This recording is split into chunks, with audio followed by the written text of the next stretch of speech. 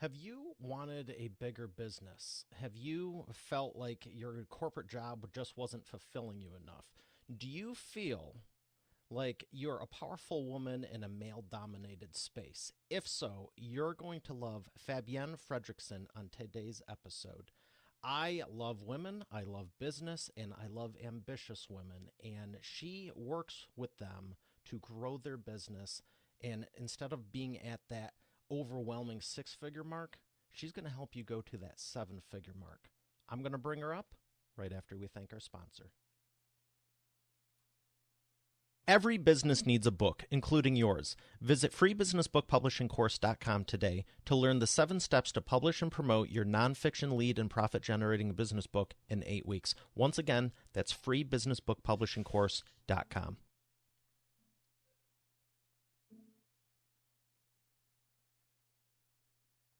Here she is, ladies and gentlemen, Fabienne Fredrickson. Fabienne, how are you feeling today? I'm doing great. Thanks for having me today. Oh, I'm excited for you to share because I know you've helped so many women in business and you have such a passion for it. I know you have your book. Why did you decide you wanted to get started with it? Because there's a lot of things you could do. Why women and why business? I've actually been in business for 22 years. There are a few business coaches who can say that.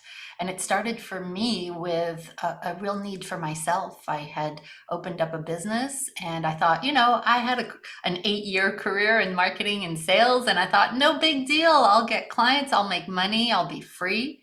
That's not what happened. So 22 years ago, I created a client attraction system for myself just because I needed to. And I realized I had become unemployable and I could not go back to work in corporate. And I filled my practice to full capacity in 8 months. And other people started asking me how I did it. I stopped doing my first business. I opened up a business coaching practice, and I used the same client attraction principles to fill my second business. And then I got to 6 figures. And instead of it being this, so proud of myself, celebratory moment, I realized at this new level, there was a new devil. And Ooh, I what was that? I was working evenings, weekends. I was saying one more email and I'll be right there. I was resenting my business. There was no more of me, no more time to grow the business, and I found myself with no light at the end of the tunnel. Overworking, over promising, under delivering, underpaying myself, and thinking, I'm not sure this whole self employed thing is actually worth it. Um, and this is when I'm giving you the really short story, but I discovered a process for myself, again, for myself, to do less better and leverage certain aspects of my business, which in 2008, so you remember what happened in 2008, the financial crisis. Yeah. That's actually the year that I tripled my business to just over 1 million with 3 little kids at home. And other women Well, just, let me yeah, go pause you ahead. right there Yeah, sure. temporarily. How did you? I know everyone's wondering. Okay, the world's in chaos, and you Mhm. tripled your business. How did you do that? Okay, well, and essentially people asked me that, and I said, you got to leverage your business. The premise around this, Mario, is that what gets you from 4 or 5 figures to 6 figures is hustle. It's marketing and sales, marketing and sales, marketing and sales. It's you doing everything yourself and being kind of like a control enthusiast. At 6 figures, when you don't have time, what got you to 6 figures will never get you to 7 figures, not even multiple 6 figures. You have to begin leveraging doing less better. You actually have to work less and think more to be able to get to 7 figures. And I'm happy to I'll show, I reverse engineered exactly how I did it, how I got to seven figures.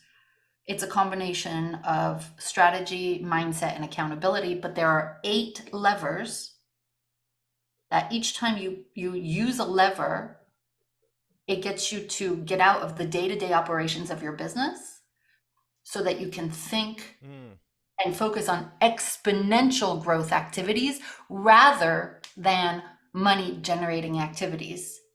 And while that sounds counterintuitive, that's actually what makes you grow uh, in by leaps and bounds, like the quantum leap that we all say we want and a lot of people bandy about, but that's actually what happens. So with each of these levers, is it safe to say each one that you pull is worth about 150 grand extra a year? I never thought about it that way, Mario, but that's it. A minimum. And Yeah, I I have, was going to say so I, 150 to I've been 200. at, yeah, I've been at multiple seven figures a year for 15 years. My little kids, I crossed the $1 million mark when they were really little. I had a baby. I had I had a 3 month old in 2009. And that it's by using these 8 levers. And this is what allows you to get your freedom back and take many, many unplugged vacations per year. Congratulations, first off. And I absolutely do want to dive into those, but I want to back up just a second because you left your Sure. corporate career. What Yeah. and it sounds like you left a corporate job that was probably lucrative, but just wasn't fulfilling you, and you created a corporate job that you didn't like in your own business, safe to say. And then Yes. you realized I need to change this whole formula because I don't love it. What typically happens, so a woman will come to me and she'll say, I'm not sure it's worth it. I'm working into the evenings. I feel guilty that I can't be with my kids, or I feel like it's affecting my marriage. I'm thinking about throwing it away. And what I say is, just give me 1 year.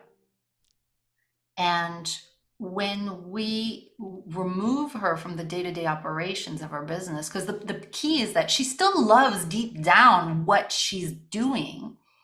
Let's say it's a designer, whether it's an interior designer or a web designer, or it doesn't really matter what. This can happen for law, it can happen for nutrition, coaching, whatever.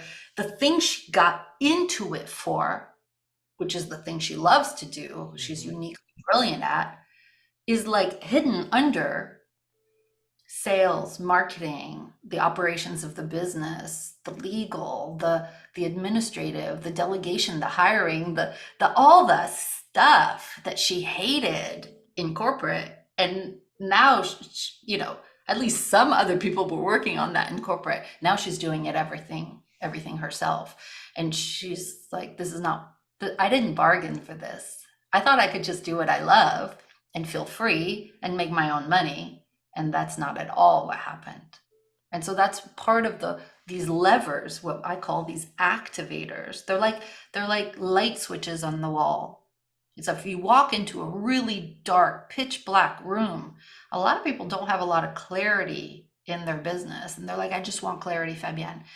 And I had this image once, that you can walk into this room and imagine that you're touching the wall and you see 8 light switches. And like you said, each time you flip on a light switch, the room gets clearer. You have more clarity. And as you flip all 8 switches, everything You makes can see the sense. big picture. You see the big picture, and you can transform what's not working.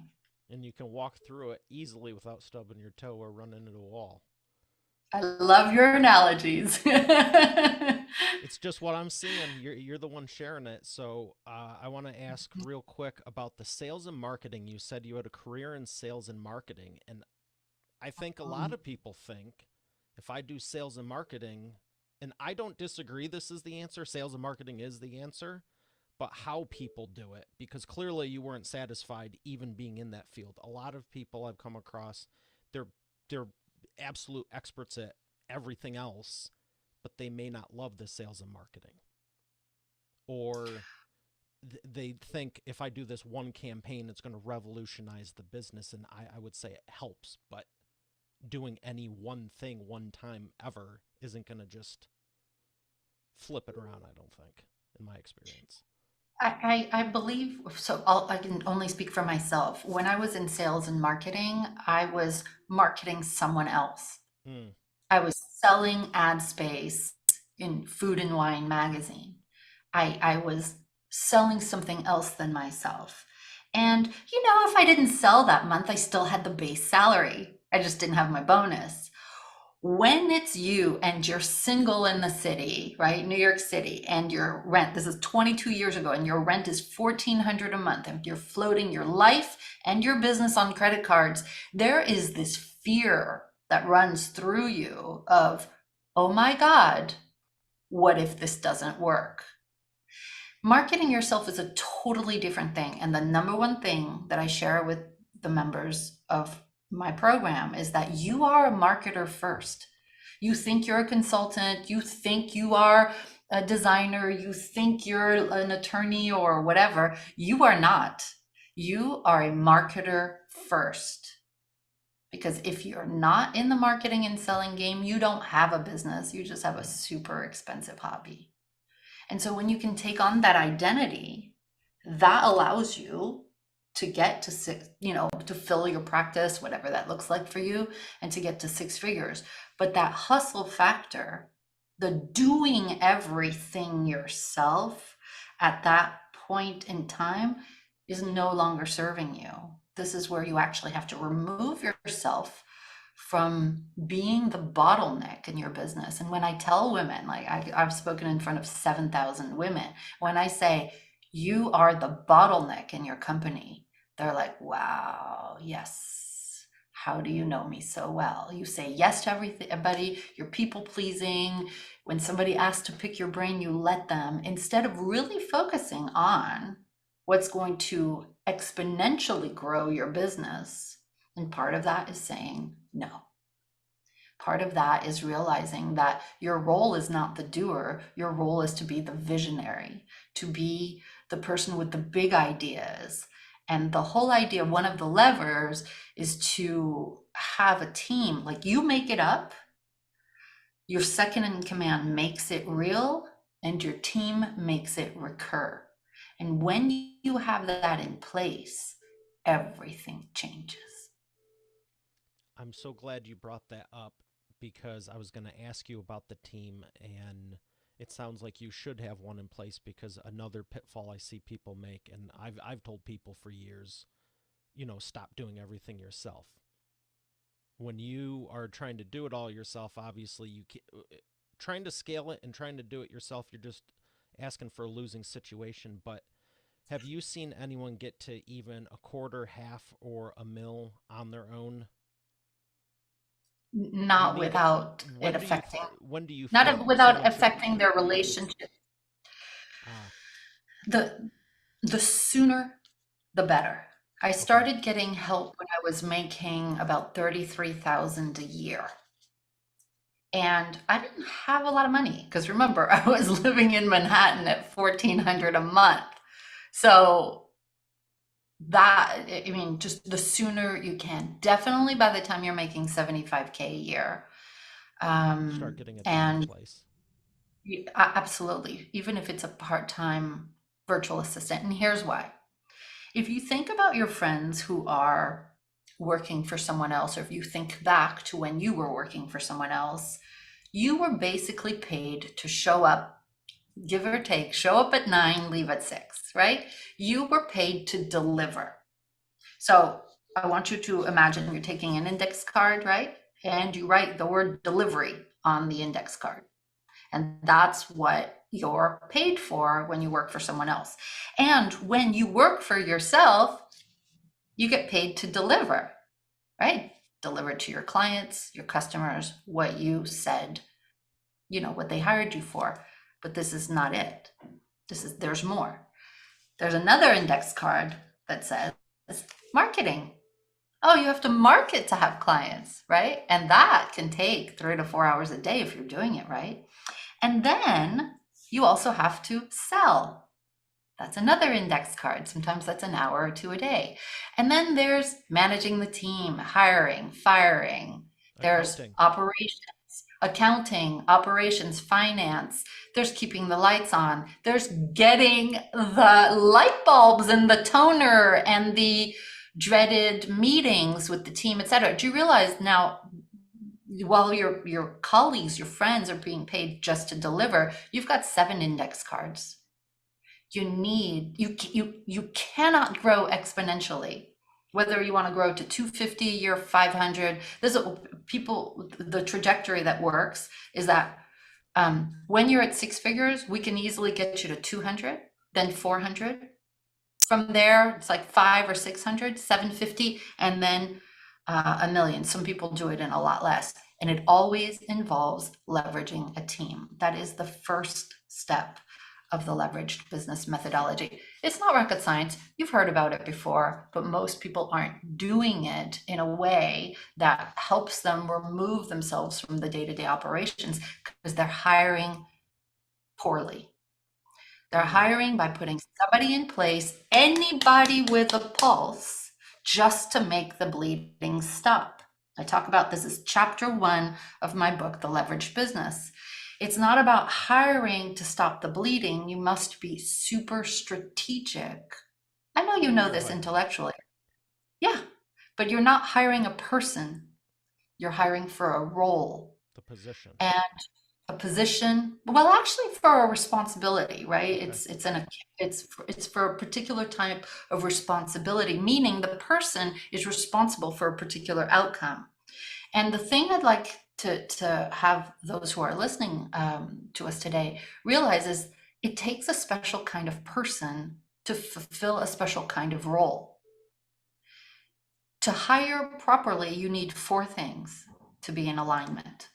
The first 2, it's skill set and experience. We all know this, right? We're looking for it. But those are actually the 2 that are the most negotiable, because you can hire somebody, as I have at some point. Part of that, the attitude falls into the third one, which is what I call culture fit, right? When you understand, so at Bold Heart, my company is called Bold Heart. I can explain why in a minute. We have different non-negotiable company values, right? So all above and beyond, always improving, positive and loving, own it, and speak up. And the culture fit is that every single member of the team must live these 5 values. Otherwise, you're not going to be an extension of my brand, right? And same for your brand. This isn't the Fabienne show. This is me just saying how I've done it, right? So that's the culture fit. The attitude is part of that. But the thing that most entrepreneurs don't do in their hiring process is to look at wiring. Different people are different, right? So you've got some people who are super comfortable influencing people and relationships, and then there are people who love to dot the I's and cross the T's, and there are people who are really strategic. Those people will not be natural salespeople. The people who are naturally enthusiastic and warm and relationship based are not going to be the type of people who will put them on spreadsheets. Right, exactly. And so when we think that we're bad managers, or our team continuously disappoints us, the common denominator is not the team, it's us. It's because we're not using a very strategic hiring process. And because we think we've kind of fooled ourselves into thinking. Would you say it's safe to say people could not even be using a hiring process, like let alone the strategic? They might just, we need someone, here's a listing, they seem fine. Yes. And even like, you know what, you're nice. Oh my God, I need some help. Or my friend's, sister, or my neighbor, or anybody, just to have me think that I've taken care of the problem. But you haven't taken care of the problem. Compounded it. You've fooled yourself into thinking you took care of the problem, but you've compounded it exactly right. And what happens, Mario, is you'll never fully let go. You will be helicopter managing that person, which means that you're going to white knuckle the whole delegation process, and you will eventually take back the work because it will never get done the way you wanted it on time, according to your specifications.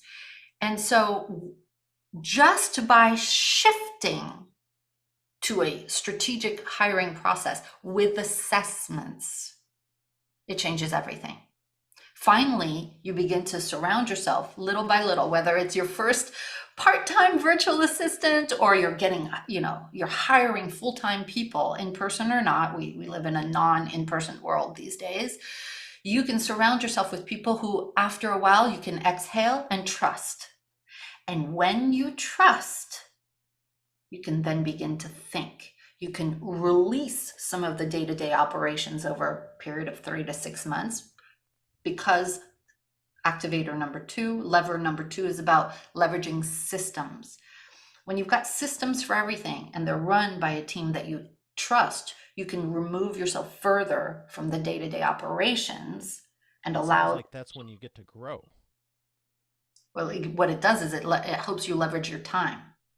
And instead of focusing on putting out fires or doing all the stuff you're competent at, you begin to use your time on what we call, and I call this EGAs, I talk about it in the book, exponential growth activities that are not your immediate feel good, look, I got this off the to-do list kind of activity, but something that's going to take a while but will grow your business exponentially. So And you're when talking about not doing just I feel so good I got rid of those 76 emails and you feel productive and all of that, but none of them were really that important versus going I'm going to go speak at this event or do ten interviews or do a press tour, a book tour.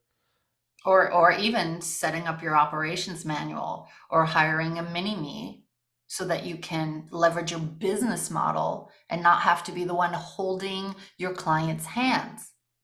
Perhaps for you, an exponential growth activity is to document your intellectual property so that you can create a group program or a SaaS, or like have a team of associates doing the work for you, or write a book that's a lead generating book, start your podcast. These are exponential growth activities, even more so than other things. And it takes a while to do it. You'll know it's an exponential growth activity because it's going to take a few months to put together.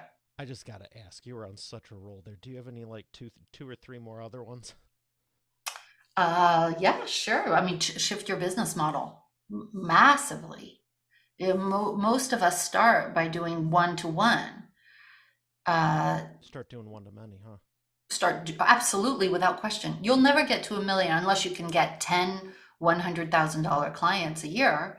You need to shift your business model.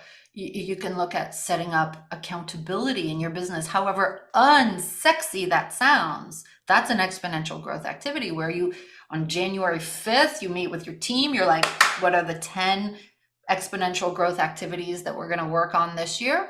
Who's going to be accountable? How are we going to do it so that wherever we wake up during the year, we know if we're on track, off track?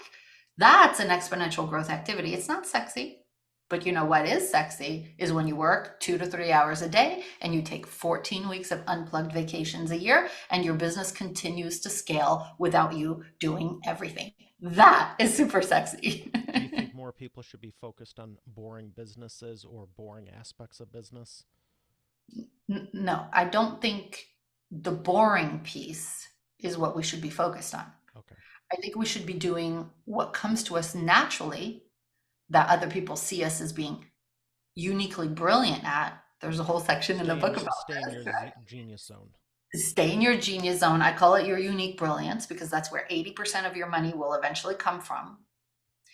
The things that you take for granted, and delegate all the other stuff. The delegation is an exponential growth activity, not as a task, but as an identity, as a process in your But when business. you say let go of it, you mean you need to let go of it, not, okay, I have you doing my work, I'm going to check it 3 times a week. Exactly. Okay. I got to ask you about the money aspect of it because, I'm totally getting this picture of this dream team and all of this, and it's inspiring. Got to be honest. It's great. But I feel like someone could be going, well, what if this person caught, they might be only making 78,000 a year, but the person costs 120, or someone could be making two and a quarter and they think it's going to cost this one person a quarter mil just for, let's say, CEO or something. What if there's that? I want to have this great people in the great team, but I'm not sure if I can afford them yet. How Okay. did you do it at 33,000? Oh, so first of all, at 33,000, I hired a virtual assistant, and I said, Okay. I can't pay more than for 5 hours a month. Okay. Yeah. Okay. So just, it's okay. Start where you are. And I said, for those 5 hours a month, what's going to bring in money? Or there's two things you should do when you're not sure if that you can afford the person you want to hire. Again, this is in the book. I want you to read the book. It's called The Leveraged Business. Okay.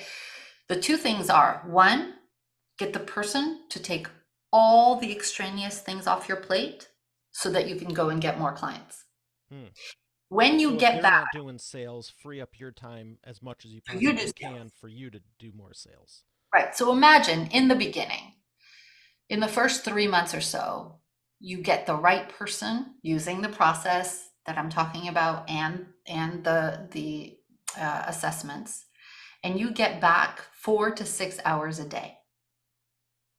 You're not going to go have a beer or eat, candy in your hammock. You are going to Hustle. hustle. And I know I just said, wait, we want to get away from hustle. But right now, if you feel that you can't afford that person, the first thing you're going to do is get more clients so the clients pay for that person. Okay. The second thing is you're going to talk to your new person and you're going to say, help me have you afford yourself and then some. What projects can we put in place? What do you see? Where am I leaving money on the table? What could you implement in my business that would bring in more clients, that would have us be more profitable? What could we do to the business model to? What could we do to finances to? What could we do to the marketing to, etc.? And so it's a question of you having more time to get clients and them paying for themselves. The second thing I want to say, directly related to your question, Mario, is that you don't need full-time people. I run a multiple seven-figure business. I don't have any full-time people. They're all virtual part-time people, even the person who runs my business. We all think, many people think, based on the old model from, the 80s and 90s, that you need full-time people. You do not. And we've learned this over the COVID, era, that everybody can be part-time and virtual with the tools that we I have. think there's also stats that show it, even in an 8 hour day, if you're going into a professional office and all that, like statistically, you're doing about 2.5 hours work. I remember being self-employed. I would hang out. I mean, not self-employed, employed in corporations. I'd go into people's cubicles and ask how their date on Saturday went, and I'd go make another, cup of coffee, and all the things. Oh, I'm a lot sure of I'm water. not the Way to only go with one. the cooler. I'm telling you, I'm sure I'm not the only one. Yeah, it's interesting.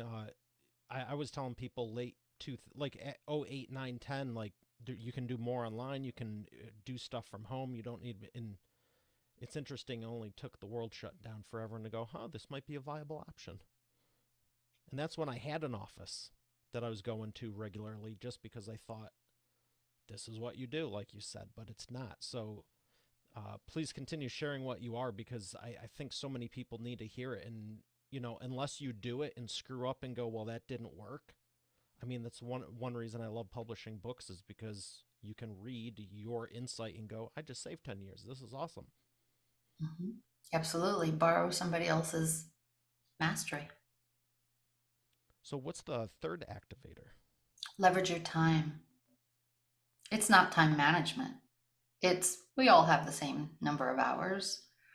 Um, It's the whole concept of thinking, what if I removed all the things that I hate doing, that I'm not good at, even the things that I'm competent at, and eventually the things that I'm excellent at, and I only focused on the things that I'm passionate about, that I'm so good at, even if I take it for granted, and the things I get better at the more I spend time in them and that really move the needle. What if 80% of my time was there?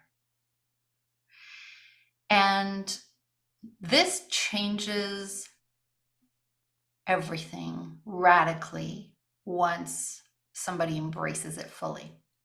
Now, I don't know if this is true for, and I don't mean to be binary, but just for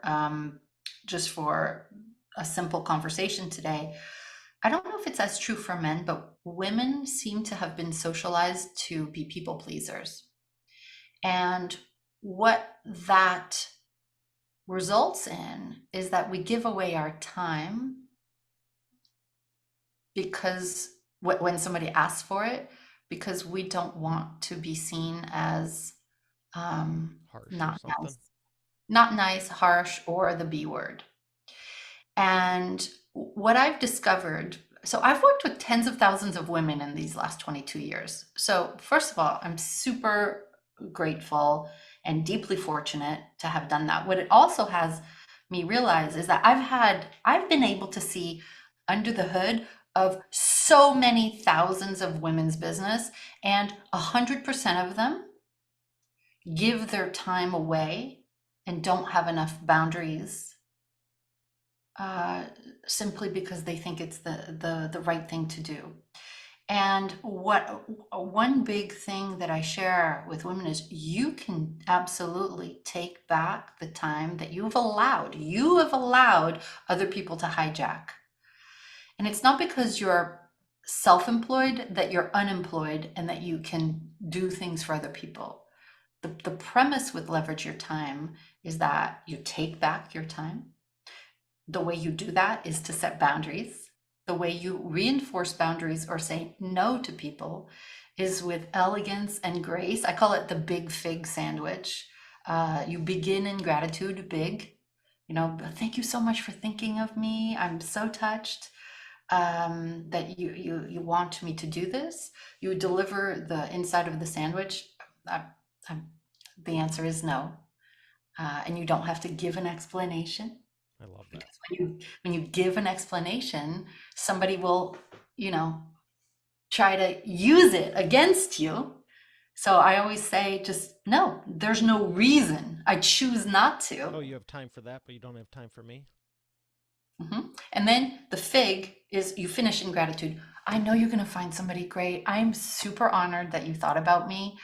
I just, you're gonna do great without me. Thanks for thinking of me. Big fig sandwich. You say no. You do it elegantly with a smile, kindness. You don't give an excuse or a reason, and you start pulling yourself out of all the things.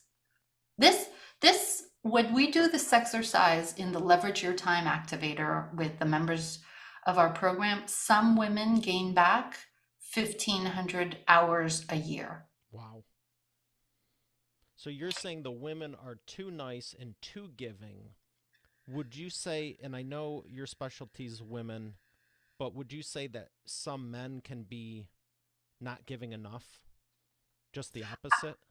I'll say this. I love the guys. Sometimes guys join my program and we love them and we celebrate them. But I haven't worked with Okay.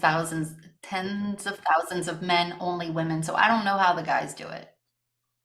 But I from just your experience, you're saying that you think women are just, we're going to be here to be people pleasers and, No, I um, think through no fault of our own, we have been socialized to put the needs of others before our own, and that this is just but common that's great occurrence. you're getting so much of the time back because I would have to agree because it seems like, the women want to make everyone happy, which I think is a good thing, but it shouldn't be at the detriment of themselves. And it is almost always. Ask any woman whether she's self-employed or not. She puts the needs of other people before her own more than she would like to admit to.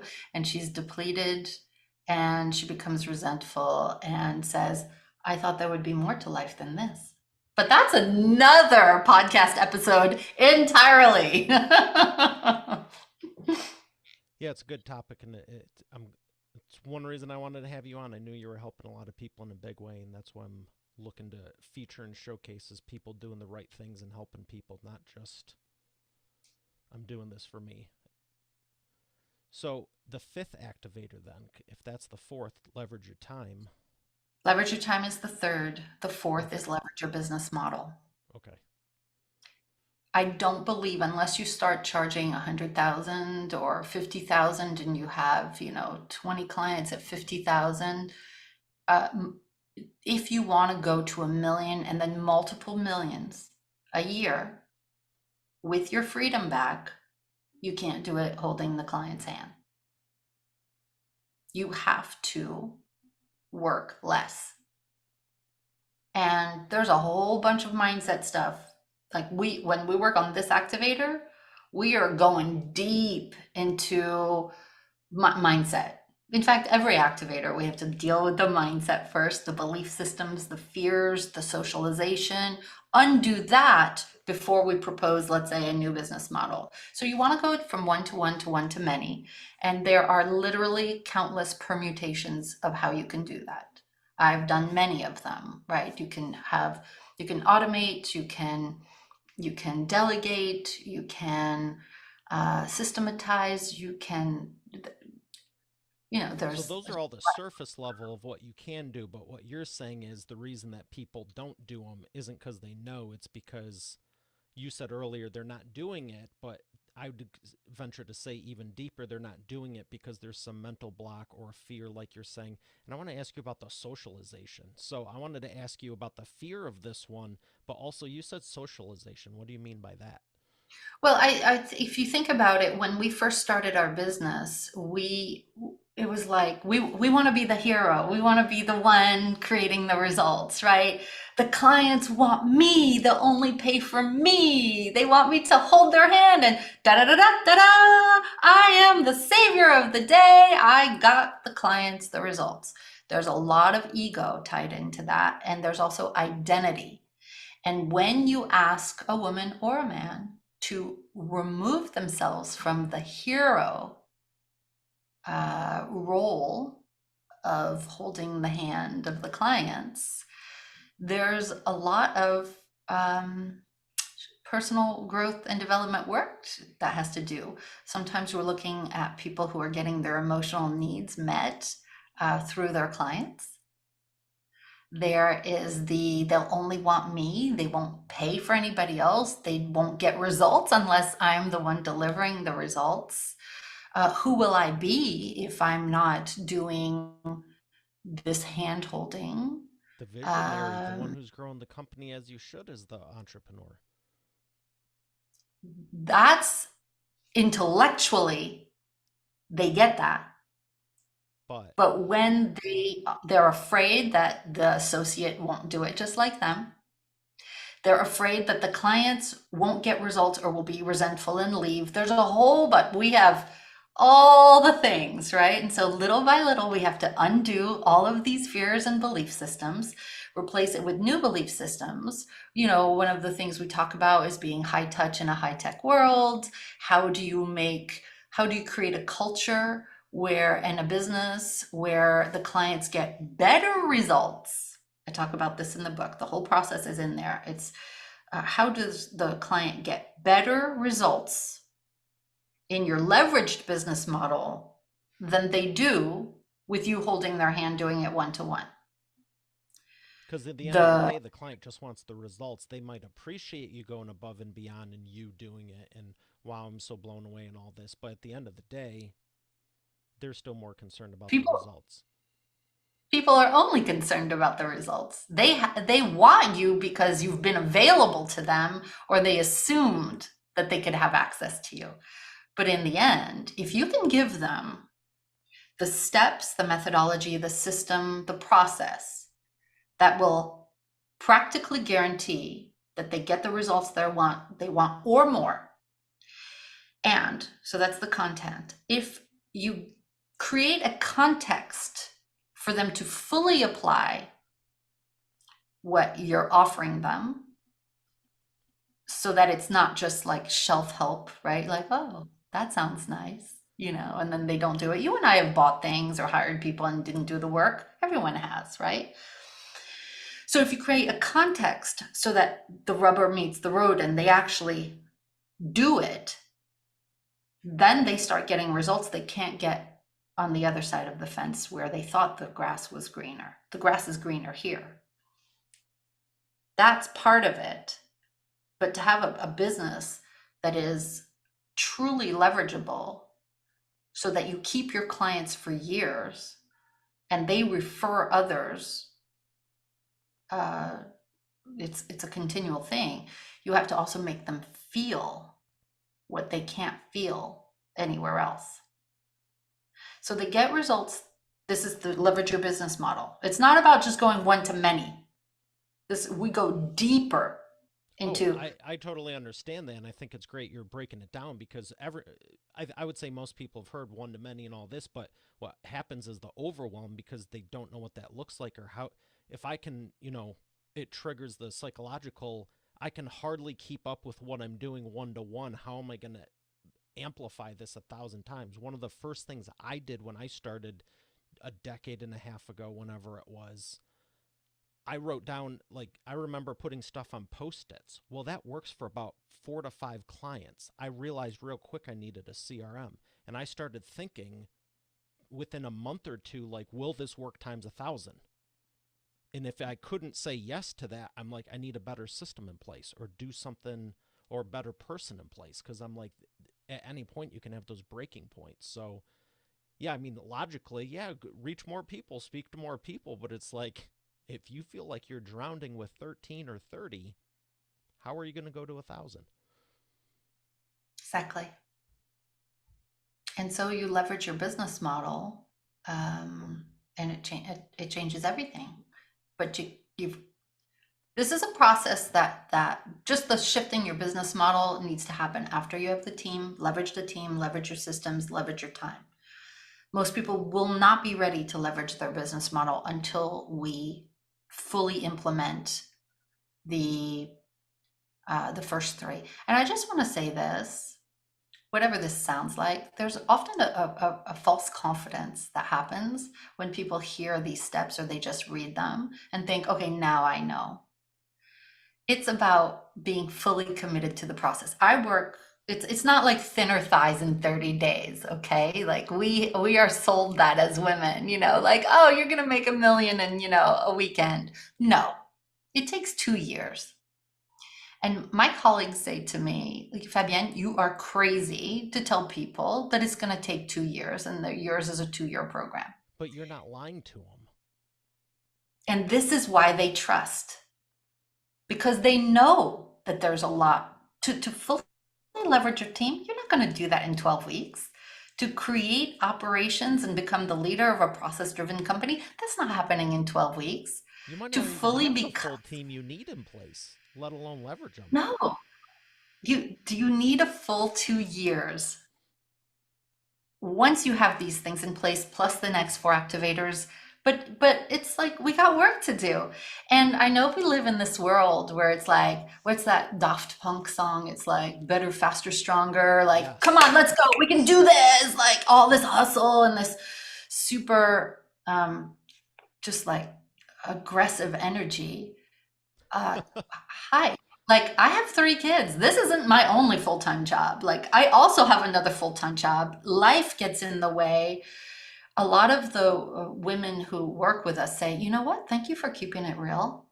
And thank you for giving me the space to know that I can exhale and put this in place, one foot in front of the other, understanding that I have other obligations in my life.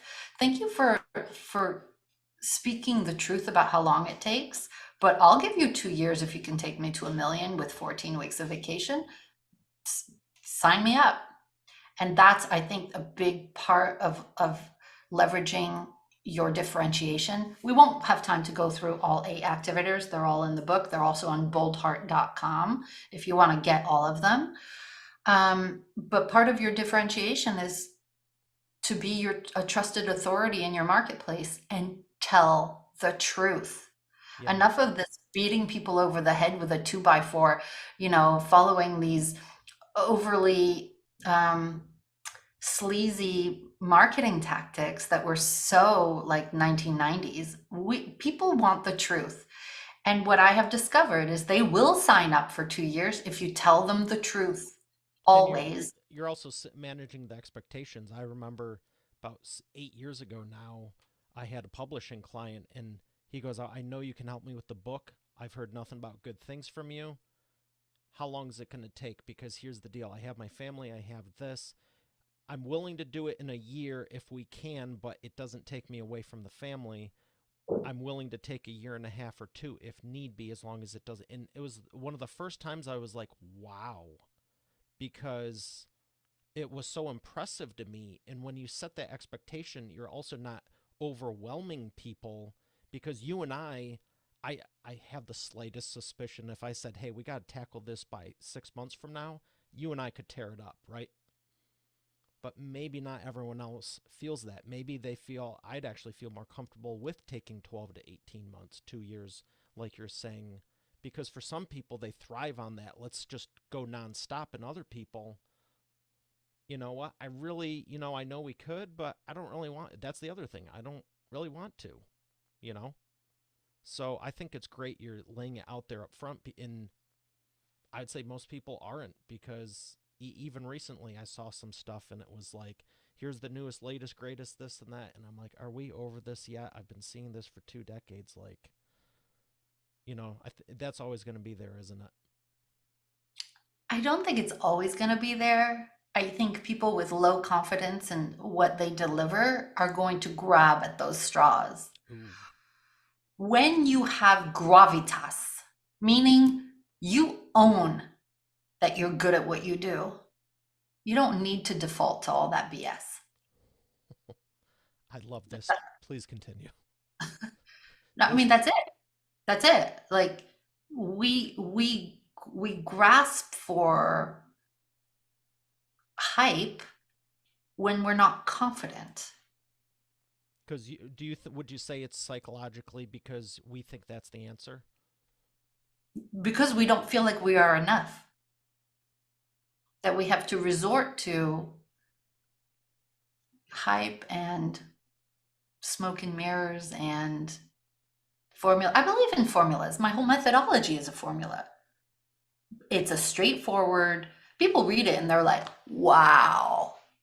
It's not rocket science. You know that you need a team and you need systems and you need a different business model. It's the way with which we approach it. And my process comes from literally working with tens of thousands of women, and also like all my dark nights of the soul. How do I know about certain things about hiring? Because I had the revolving door. I had the crazy, like, are you serious? You have the You're experience. leaving. I've experienced almost all of it. And I can tell you what's around the corner that you don't know is lurking there. And people will pay for that. And people uh, appreciate the love that comes from let me lovingly get you to success. Here's the recipe. You don't have to do it alone. And when you've done it, when you've taken a lot of people to multiple six and a million or multiple millions a year, just like a regular mom who, if you were with behind her in the grocery store with her kids in the cart, you have no idea that she's making a million or more a year because she's just a regular person. When you've taken enough of those people across the $1 million mark, you don't need hype. There's You this don't need the quiet, latest shiny object, huh? you don't. That's awesome. Congratulations on that. I mean, seriously. I think I love what you said about people gravitate towards that because they don't think they're enough when, this whole time we're talking about what I'm hearing, all you have to do is focus on what you're good at and actually serve people instead of every month and a half for 10 years looking for the shiny object.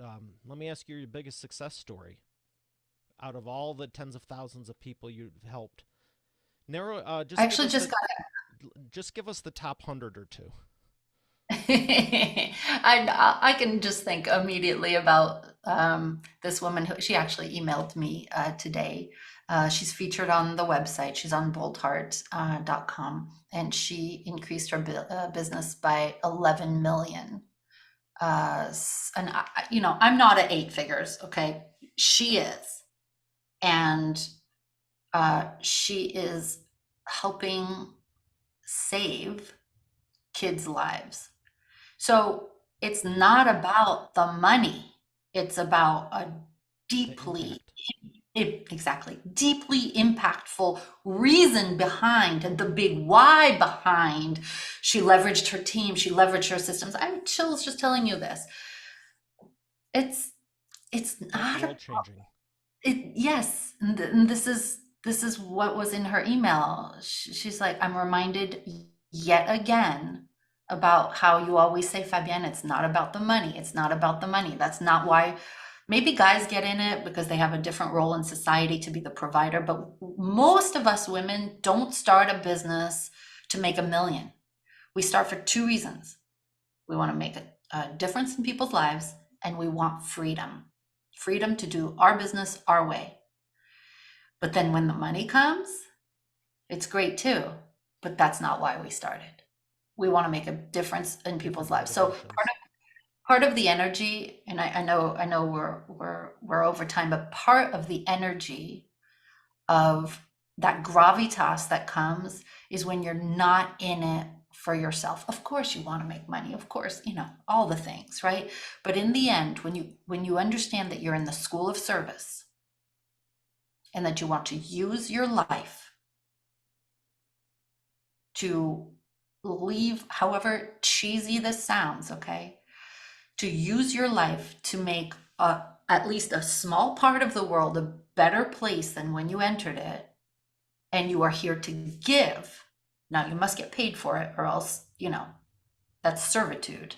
But if you are here to give and to advance people and to help others have a better life using your work, that gives you confidence. That gives you meaning. That gives you fulfillment. That allows you to put your head on the pillow at the end of the day and be like, yep, You can feel today was good and a good day. excited about it, not just I'm here in a revolving door. Like, Let me get my fourth Italian sports car in my garage yeah, and then I'll be happy. That's not life. can't go wrong with Italian, but there's Yes, more to there's more to it. I'm so glad. I was I agree 100%. I often think I pray all the time, God, take everything off my plate so I can be of service to others, and just think, what if everyone was living in this point of freedom, and you could literally go, I something's on my heart, I want to do this, it has nothing to do with business, I've never done it before, but you don't wouldn't have that fear of like, just what people think. Should I be doing it? Is it worth my time? How much is it going to cost? Like, you can just do. And like, how much better would the world be better off if we could just all give more? So that's the I'm point. I'm really excited to hear you're helping people do this, and you're not just doing it with a few of them or a dozen of them, which would still be impressive, but you've done it with tens of thousands. So I have one question before we thank our sponsor and come back. But yellow or black? Yellow. Okay, I'm gonna ask you, where'd the name come from? I gotta know this. Bold Heart. Bold heart. Um, I really believe that the secret to a fulfilled life is when you take your ear to your heart and you listen hard. What are you passionate about? Who do you want to help? What would you be deeply saddened by if you left this planet and didn't do the thing? Who do you want to be a hero to? Listen to your ear Take your ear and listen to your heart hard. That's the heart piece. And once you understand what that is, boldly go make it happen. And it's a combination of the feminine and the masculine. That alchemical energy that is present in nature is what makes everything work. Bold heart. I love it. Wow. We're going to thank our sponsor real quick and come back for the imperfect action round. Every business needs a book, including yours. Visit freebusinessbookpublishingcourse.com today to learn the 7 steps to publish and promote your nonfiction lead and profit-generating business book in 8 weeks. Once again, that's freebusinessbookpublishingcourse.com. And we are back with the imperfect action round. Fabienne, are you ready to take imperfect action? I teach imperfect action. That's awesome. Yes. All right, 3 rapid fire questions. First one, what's the fastest path to the profits? Make more, spend less. Number 2, what's the biggest problem you see your prospects making and the fastest way for them to fix it? In isolation, they doubt themselves. The fastest way is to be in a community of other healthily ambitious women uh, who are also on the path to 7 figures. Excellent. What is the best way to maximize customer lifetime value? Give them what they can't get elsewhere and make them feel what they can't get, what they can't feel elsewhere. They'll never leave. We're talking about some books, including yours. What books have helped you in business the most? In business, there's many. There is Traction, Scaling Up, How to Win Friends and Influence People. There's so many. Profit First. Many, many books. Great recommendations.